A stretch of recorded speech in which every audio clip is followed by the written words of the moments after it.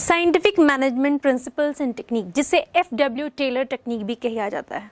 अब इसे क्यों कहते हैं? क्योंकि इसका विकास जो है सर FW टेलर ने किया है।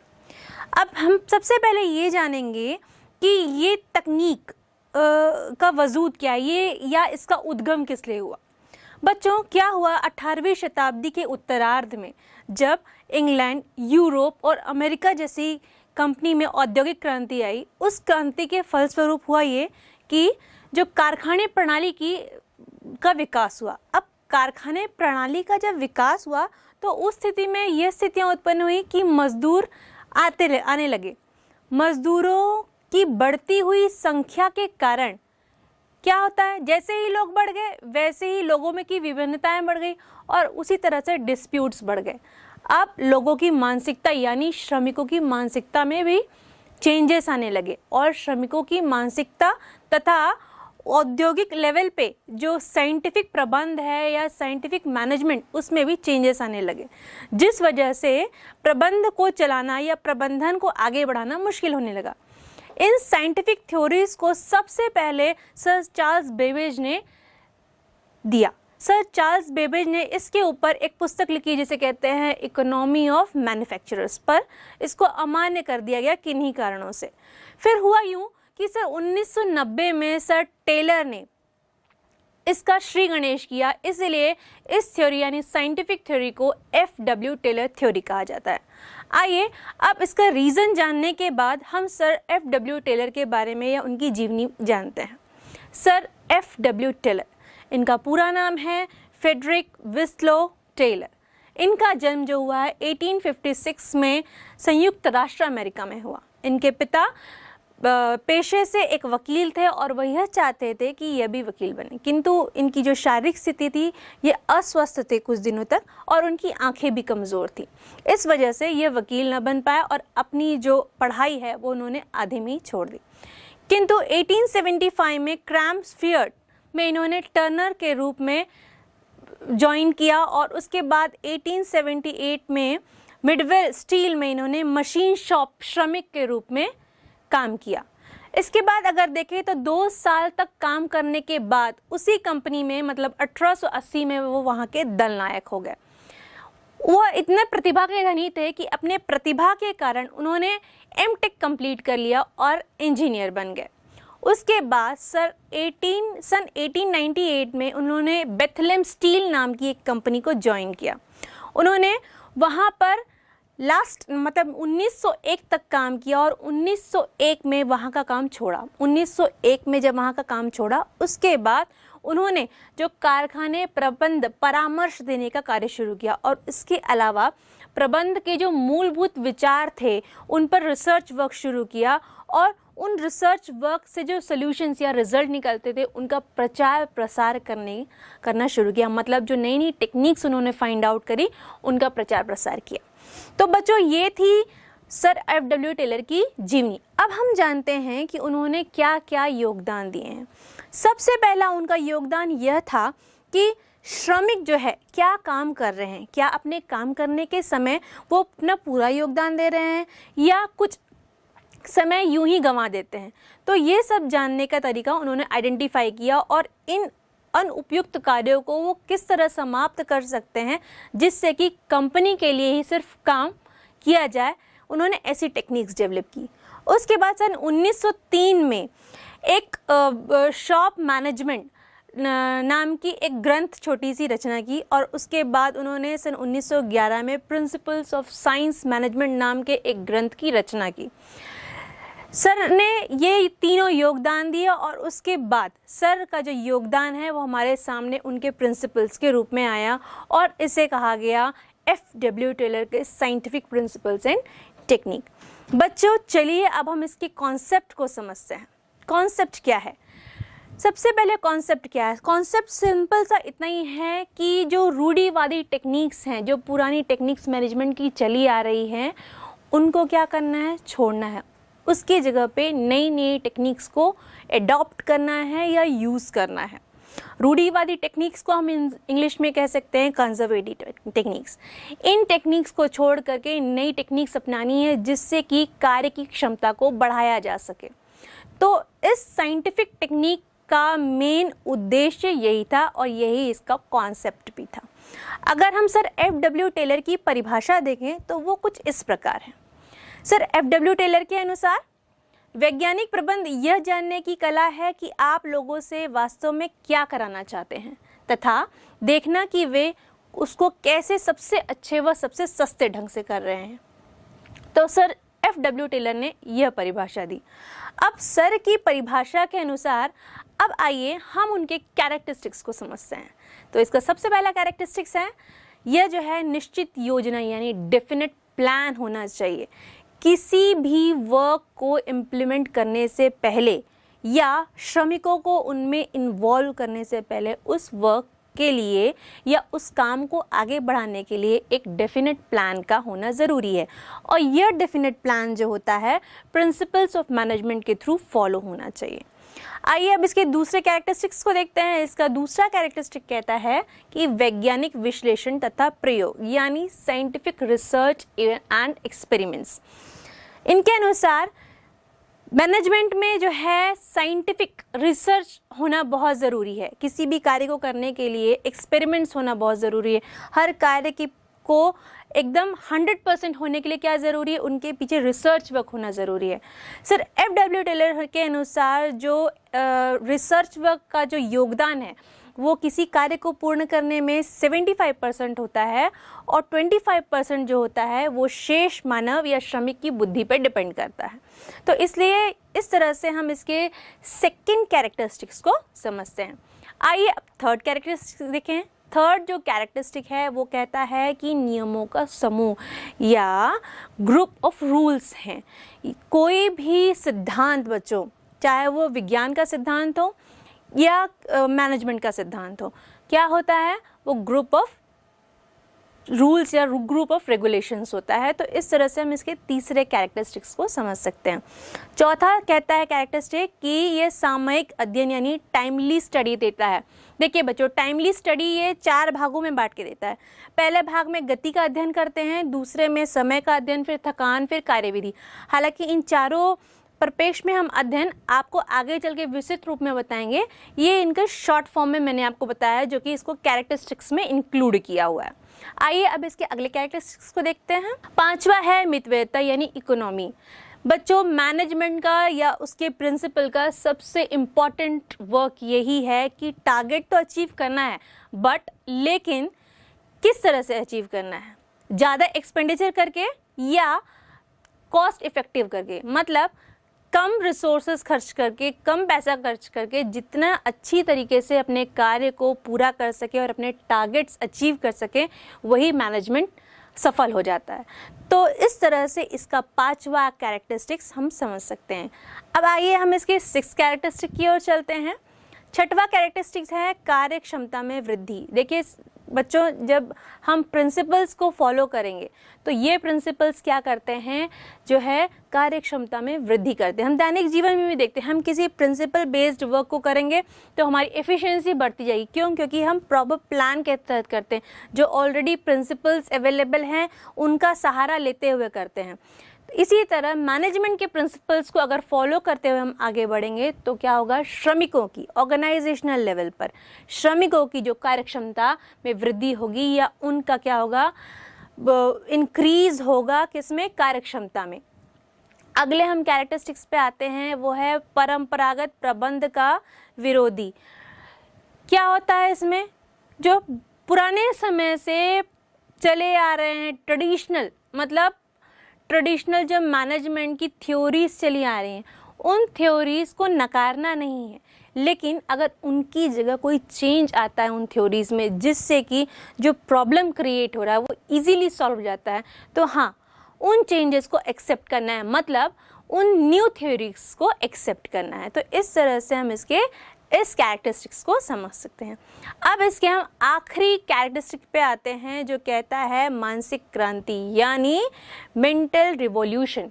बच्चों, जो साइंटिफिक स्टडी है जो प्रिंसिपल्स की और टेक्निक की, इसका मुख्य मेन उद्देश्य यही है कि मेंटल रिवॉल्यूशन बनाए रखना है। कैसे बनाए रखेंगे? अगर हम एक ऑर्गेनाइजेशनल लेवल पे देखें तो श्रमिक और अधिकारी, अगर इन दोनों के बीच में रिलेशनशिप या टर्म्स अच्छे रहेंगे तो ये दोनों क्या समझेंगे कि उस ऑर्गेनाइजेशन में इन दोनों की बराबर मात्रा में ज़रूरत है। और जब ज़रूरत है मतलब ये दोनों एक दूसरे की ज़रूरत को पहचानेंगे और एक दूसरे के हितों को ध्यान में रखते हुए आगे बढ़ेंगे। इससे क्या होगा, उनका सामंजस्य, एक दूसरे के प्रति लगाव और कंपनी के प्रति लगाव हमेशा बना रहेगा और वो अपने समर्पण भाव से काम करेंगे। तो बच्चों, इस तरह से हमने एफ.डब्ल्यू. टेलर सर की जीवनी, उनके कॉन्सेप्ट को, उनकी परिभाषा को और उनके द्वारा दिए गए कुछ कैरेक्टरिस्टिक्स को समझा। आइए अब हम वैज्ञानिक प्रबंध के सिद्धांतों को जानते हैं। और सर एफ.डब्ल्यू. टेलर के अनुसार ये 6 सिद्धांत इस प्रकार हैं। पहला सिद्धांत है विज्ञान न कि रूढ़िवादिता। इसे इंग्लिश में कहते हैं science not rule of thumb. कहने का मतलब है कि जो पुराने विचारधारा है या पुराने ज़माने से जो रूढ़िवादी विचारधारा मैनेजमेंट के परिप्रेक्ष्य में चली आ रही हैं, उन विचारधाराओं को या उन टेक्निक्स को छोड़कर समय समय पर नई नई टेक्निक्स को क्या करना है, अडॉप्ट करना है, उनको यूज़ करना है।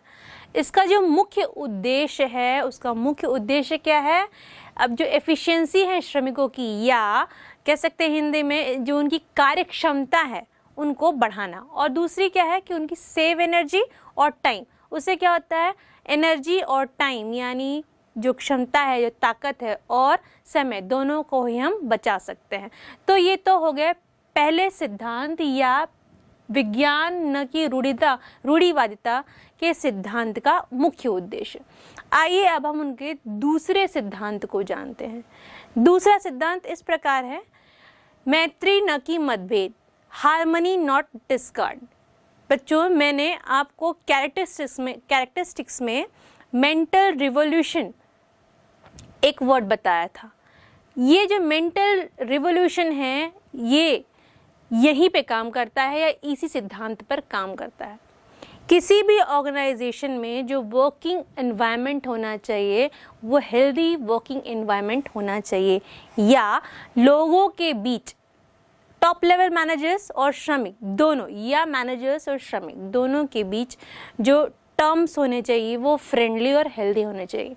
तभी क्या होगा, वो दोनों एक दूसरे के पूरक ना होकर के, यानी एक दूसरे को अपने अगेंस्ट ना समझकर एक साथ मिलकर काम करेंगे। जिससे क्या होगा, जिससे होगा ये कि वो कंपनी बेनिफिट या ऑर्गेनाइजेशनल बेनिफिट्स के लिए काम करेंगे, या कह सकते हैं जो भी ऑब्जेक्टिव गोल डिसाइड हुआ है उसको अचीव करने के उद्देश्य से ही काम करेंगे। तो इसका मुख्य उद्देश्य क्या हुआ, दो, पहला तो है मेंटल रिवॉल्यूशन और दूसरा है प्रॉफिट मैक्सिमाइजेशन। आइए अब हम इसके तीसरे सिद्धांत को जानते हैं। एफ.डब्ल्यू. टेलर सर ने जो तीसरा सिद्धांत दिया है वह है सहयोग न कि व्यक्तिवाद, यानी कोऑपरेशन नॉट इंडिविजुअलिज्म। कोई भी कार्य अकेला नहीं हो सकता। हर कार्य को करने के लिए ऑर्गेनाइजेशनल लेवल पे स्पेशली क्या होता है, टीम वर्क का होना ज़रूरी है। और जब टीम होगी तो वहाँ पे कोऑपरेशन होना बहुत ज़रूरी है, जैसे कि मैंने आपको कोऑपरेशन पहले ही बताया है।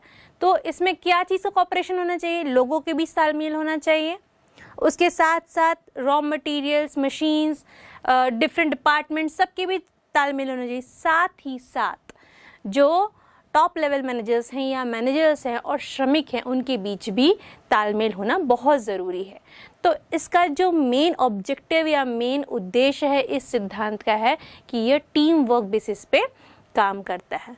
चौथा सिद्धांत इस तरह है कि प्रत्येक व्यक्ति का उसकी अधिकतम कुशलता एवं शक्ति का विकास, मतलब उनका डेवलपमेंट, उनका पूरी तरह विकास, किस तरह से उनको स्किल किया जाएगा, उनको ट्रेनिंग प्रोवाइड की जाएगी, उनको इतनी नई नई चीज़ें सिखाई जाएंगी जिससे वो आगे बढ़ सके।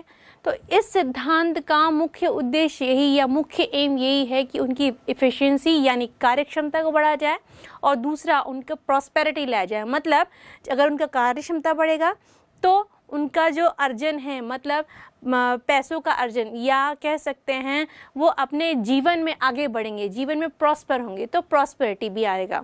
तो इस तरह से हम इसके चौथे सिद्धांत के उद्देश्य को समझ सकते हैं। आइए अब हम इसके 5वें सिद्धांत को जानें, जो ये कहता है कि नियोजन न कि तदार्थवाद, प्लानिंग नॉट एडॉकिज्म। मतलब कोई भी कार्य को करने से पहले हम कोई भी डिसीजन नहीं ले सकते, किसी भी कार्य को करने से पहले और उस कार्य को इम्प्लीमेंट करने से पहले जो श्रमिक लगने वाले हैं उस पूरे प्रोसेस के लिए प्लानिंग होना बहुत ज़रूरी है। तो इसका मुख्य उद्देश्य है, एम हम ये कह सकते हैं कि ये जो बिलीव करता है प्लानिंग बिफोर डूइंग पे, मतलब आप कोई भी कार्य करने से पहले प्रॉपर प्लान करें। चलिए आइए अब हम इसके 6वें उद्देश्य के 6वें सिद्धांत की ओर चलते हैं। सीमित उत्पादन के स्थान पर अधिकतम उत्पादन, यानी maximum output in place of restricted output. जो भी मैनेजमेंट है या मैनेजमेंट के प्रिंसिपल्स हैं, उनका मेन उद्देश्य, मेन एम, ऑब्जेक्टिव यही है कि वो क्या चाहते हैं, आउटपुट जो है वो ज़्यादा मात्रा में चाहते हैं। वो कम आउटपुट को हमेशा क्या करते हैं, हमेशा उसका विरोध करते हैं। इसीलिए वो प्रॉफिट मैक्सिमाइजेशन, जो इस सिद्धांत का ओरिजिनल या मेन ऑब्जेक्टिव कह सकते हैं, उस पे गौर करते हैं। क्योंकि जैसे ही उत्पादन की मात्रा बढ़ेगी, लाभार्जन बढ़ेगा, और लाभार्जन बढ़ने के साथ साथ जो लाभ या प्रॉफिट अर्न होगा वो अगर दोनों पक्षों में बराबर डिस्ट्रीब्यूट होता है तो दोनों ही पक्ष यानी श्रमिक और मैनेजर्स दोनों ही इससे खुश रहेंगे। तो इस जो टेक्निक है या सिद्धांत है, उसका जो मेन मोटो है, इसका मुख्य मोटो यही है कि ये प्रॉफिट मैक्सिमाइजेशन पे जोर देता है। बच्चों, इन सिद्धांतों को जानने के बाद आइए अब हम टेक्निक्स पर जानते हैं, या टेक्निक्स ऑफ साइंटिफिक मैनेजमेंट को जानते हैं। अब टेक्निक्स में पहला टेक्निक उन्होंने डेवलप किया है वर्क स्टडी, या हम इसको कह सकते हैं कार्य का वैज्ञानिक अध्ययन या प्रयोग। कैसे होगा? जब भी किसी ऑर्गेनाइजेशन में कोई कार्य होता है तो उसके सभी हरकतों पर ध्यान रखा जाता है कि यह कार्य इतने समय में पूरा होना चाहिए, इस कार्य में इतने इतने लोग इनरोल होंगे या सम्मिलित होंगे, इस स्पेसिफिक बंदे को या इस स्पेशल या इस व्यक्ति को यह काम सौंपा जाएगा, बी व्यक्ति को दूसरा काम सौंपा जाएगा। जैसे कि मैंने डिवीजन ऑफ वर्क में आपको बताया था, इस तरह से वर्क का डिस्ट्रीब्यूशन होता है, और उस वर्क के डिस्ट्रीब्यूशन के बाद उसका ड्यूरेशन भी डिसाइड होता है, और इसके साथ साथ उसी बेसिस पे उनके वर्किंग मतलब उनकी कार्य क्षमता के आधार पर उनका पेइंग भी डिसाइड होता है। मतलब जो दिए गए समय में कार्य पूरा करेगा उसको पेमेंट अच्छा मिलेगा या बढ़ाकर मिलेगा, जिसका कार्य अच्छा नहीं रहेगा उसको जो सैलरी मिलेगी या जो पे किया जाएगा थोड़ा डिडक्ट करके दिया जाएगा, और जो कोशिश कर रहा है आगे बढ़ने की उनको जो पे स्केल डिसाइड किया गया है उस बेसिस पे किया जाएगा। तो बच्चों, वर्क स्टडी में इस तरह का कार्य किया जाता है या इस तरह की चीज़ों पे ध्यान दिया जाता है। इसमें जो पहला आता है समय अध्ययन, वह इसको इस पूरे प्रोसेस को ध्यान में रखता है। समय अध्ययन में जो बिंदु लिए जाते हैं, सबसे पहले यह लिया जाता है कि कौन से कार्य को करना है, मतलब कार्य की प्लानिंग होगी। दूसरा फेज ये होगा कि किस तरह के श्रमिक इस कार्य में लिए जाएंगे। अब किसी पर्टिकुलर वर्क को पूरा करने के लिए कितना पैसा दिया जाएगा। अगर वो कार्य समय पर पूरा होता है तो उस वर्कर को या श्रमिक को वह वेतन पूरा दिया जाएगा या उससे बढ़ा कर दिया जाएगा, और जो वह वर्क पूरा नहीं कर पा रहा है या अच्छी तरह से नहीं कर पा रहा है उसके लिए क्या प्लानिंग हो सकती है या क्या ट्रेनिंग प्रोग्राम्स डिसाइड हो सकते हैं, ये सारे डिसीजंस इसमें लिए जाते हैं, समय अध्ययन में लिए जाते हैं। अगर इसी बेसिस पे हम इसके दूसरे यानी गति अध्ययन को समझें तो गति अध्ययन में बच्चों मैंने एक बात आपको बताना भूल गई, समय अध्ययन में जो है स्टॉप वॉच का भी यूज़ होता है। अब गति अध्ययन में देखें तो गति अध्ययन में क्या होता है, कैमरे का यूज़ होता है। क्या होता है, जो मैनेजर होता है कैमरे से अपने श्रमिकों पर निगरानी रखता है कि वह कार्यस्थल पर कार्य करने के समय कुछ ऐसी वैसी हरकतें तो नहीं कर रहे हैं या टाइम पास तो नहीं कर रहे हैं। इन सारी एक्टिविटीज़ को रोकने के लिए जो कार्यस्थल पर नहीं होनी चाहिए उसके लिए वो किसका सहारा लेते हैं, कैमरे का सहारा लेते हैं और इस बेसिस पे वो उनका पे स्केल या ट्रेनिंग प्रोग्राम डिसाइड करते हैं और इस टेक्निक का यूज़ करते हुए वो अपने श्रमिकों की कार्यकुशलता को और बढ़ावा देते हैं। तो बच्चों, इस तरह से हमने समय अध्ययन और गति अध्ययन को समझा। आइए अब हम इनके बीच अंतर को समझते हैं। समय अध्ययन एवं गति अध्ययन में अंतर। पहला बिंदु अगर समय अध्ययन में देखें तो समय अध्ययन में किसी कार्य को पूर्ण करने के लिए लगाया गया समय का अध्ययन कर उसकी तुलना प्रमापित समय में की जाती है। और गति अध्ययन में किसी कार्य को पूर्ण करने की गति अर्थात हरकतों यानी मूवमेंट्स का अध्ययन कर प्रमाप गति से तुलना की जाती है। इसके दूसरे बिंदु पर इसका तुलनात्मक अध्ययन करें तो दूसरा बिंदु इस तरह से है कि समय अध्ययन में स्टॉपवॉच व स्केल का उपयोग किया जाता है और गति अध्ययन में कैमरे का उपयोग किया जाता है। तीसरे बिंदु के आधार पर इन दोनों के बीच तुलनात्मक अध्ययन करें तो समय अध्ययन में कार्य के लिए प्रमापित समय अर्थात स्टैंडर्ड टाइम का निर्धारण किया जाता है और गति अध्ययन में कार्य करते समय शरीर की हरकतों या कार्य करने की प्रमापित क्रियाओं का निर्धारण किया जाता है। चौथे बिंदु में इसका अगर तुलनात्मक अध्ययन करें तो समय अध्ययन में श्रमिकों के कार्य के घंटों को मापा जाता है और गति अध्ययन में कार्य की आदर्श एवं प्रमापित विधियों को मापा जाता है। पांचवें और अंतिम बिंदु के बेसिस पर इनके बीच अगर तुलनात्मक अध्ययन करें तो समय अध्ययन में श्रमिकों के कार्य के घंटे कम कर उनकी कार्यक्षमता बढ़ाने का प्रयास किया जाता है और गति अध्ययन में कार्य के दौरान अनावश्यक हरकतों को कम कर कार्यक्षमता बढ़ाने का प्रयास किया जाता है। साइंटिफिक वर्क स्टडी में समय का अध्ययन और गति का अध्ययन करने के बाद आइए अब हम थकान अध्ययन या फैटिग स्टडी करते हैं।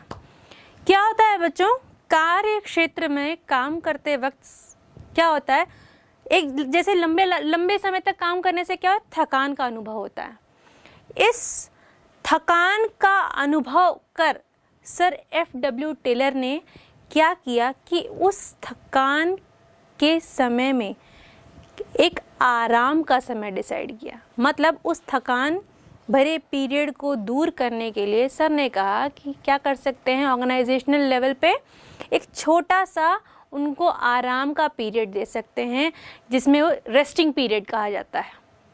ठीक है, उस पीरियड में उनको क्या दे सकते हैं, मोटिवेशनल स्पीच दे सकते हैं, उनको कंपनी के कार्य को समर्पण भाव से करें इसके लिए क्या कर सकते हैं, मोटिवेट कर सकते हैं, या उस समय उन्हें मील की सुविधा मतलब भोजन के लिए अवकाश भी दे सकते हैं, लंच टाइम।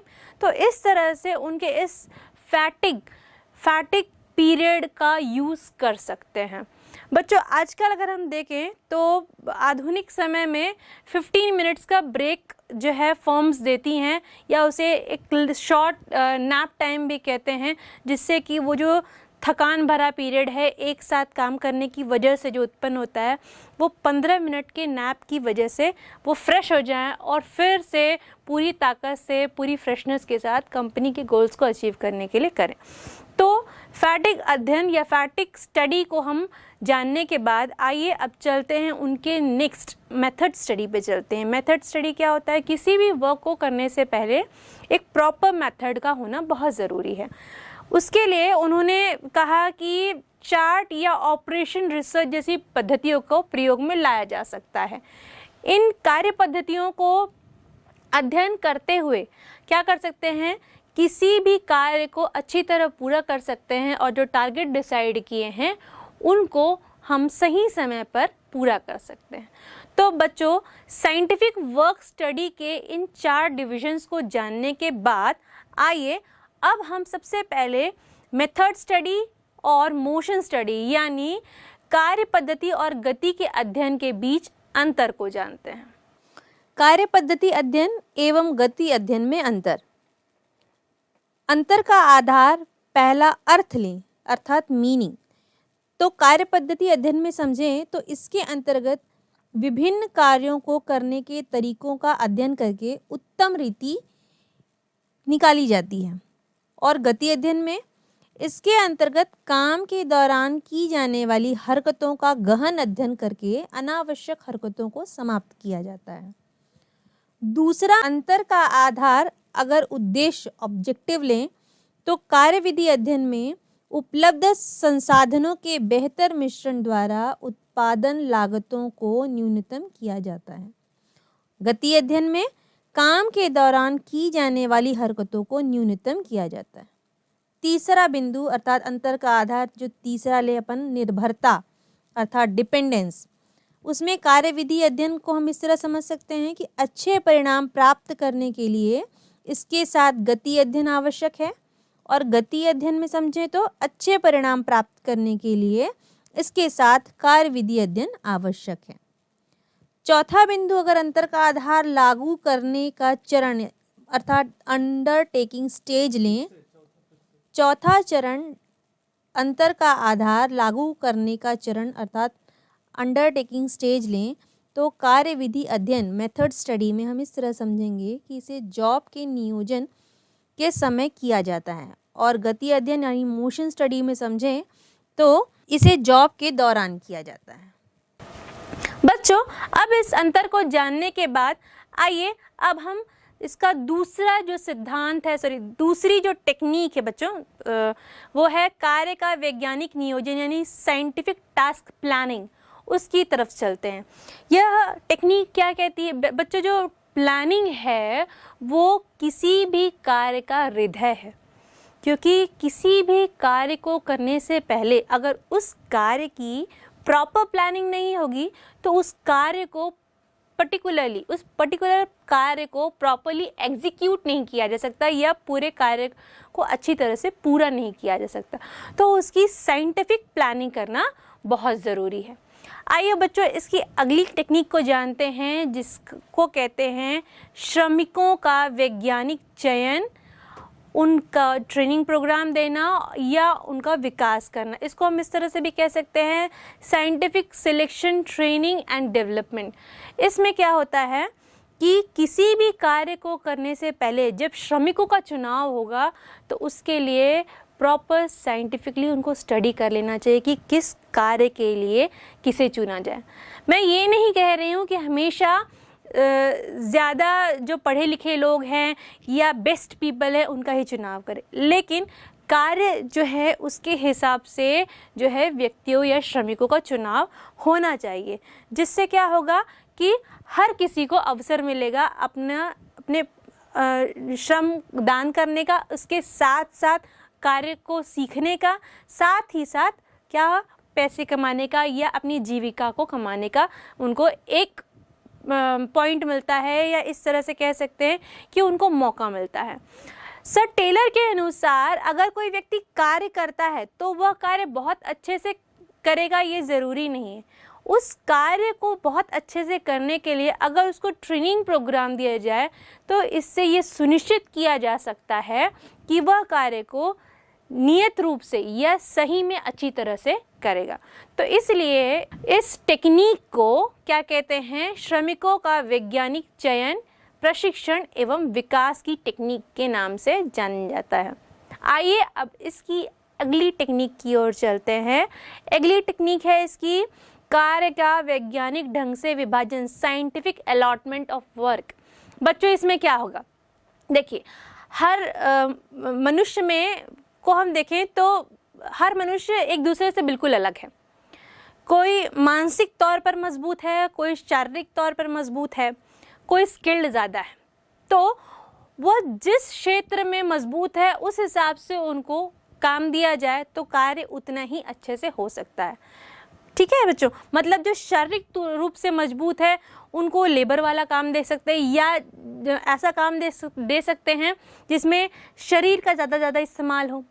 जो मानसिक रूप से बहुत मजबूत है उनको मैनेजरियल वर्क दिया जा सकता है अगर उनके साथ साथ उनका क्वालिफिकेशन है तो, और जो स्किल्ड पीपल हैं उनके स्किल के हिसाब से उनको कार्य अलॉट किया जा सकता है या वर्क अलॉट किया जा सकता है।